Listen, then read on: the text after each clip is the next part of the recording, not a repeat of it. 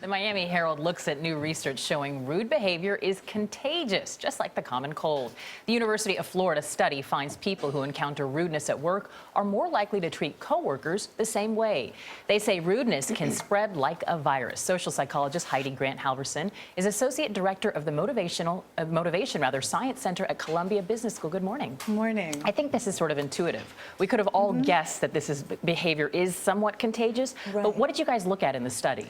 Well, the authors of the study, what they did was they specifically looked at how rude someone was in a negotiation, right? So let's say you and I are negotiating, and I feel like you were rude to me. The question is, what happens when I then turn and negotiate with Nora? And what they found is that if I thought that you were rude to me, I'm much more likely to in turn be rude to Nora, who is in turn more likely to be rude to the next person, and so on and so on. So it really does seem to spread like a common cold. Now, of course, the good news is that really it's not just about rudeness, but in fact, almost all human behavior can spread this way. Right. So can emotions.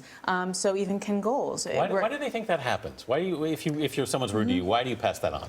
Well, it's all happening almost entirely unconsciously. Yeah. Human beings, like most primates, are incredible mimics. We are really tuned into what other people are doing, and we tend to often mimic that without knowing it. In fact, there's neurons in the brain called mirror neurons that actually fire when you're doing something, and so that it seems like it's sort of happening in my brain as well.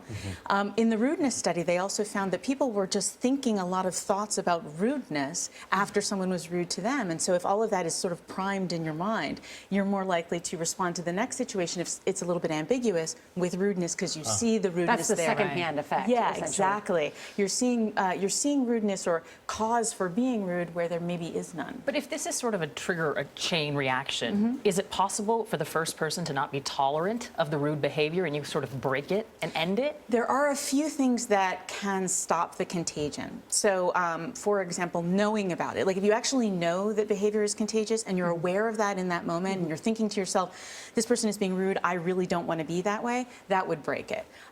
If I really don't like you for some reason, your behavior is less contagious for me than if I really do like you.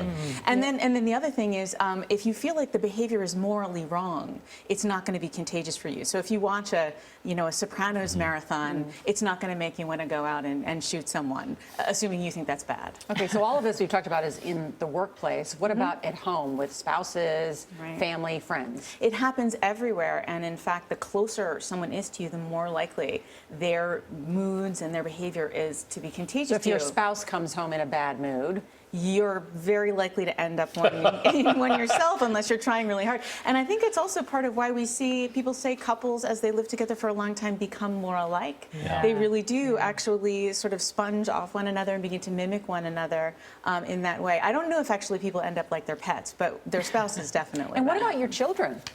And your children absolutely absorb a lot from their parents and then from their peers, and everybody watches that transition happen when they become teenagers. And again, they don't necessarily know that they're mimicking. I mean, it's all very unconscious, but they are. All right, Heidi Grant Halvorson, thanks so much. Thank you.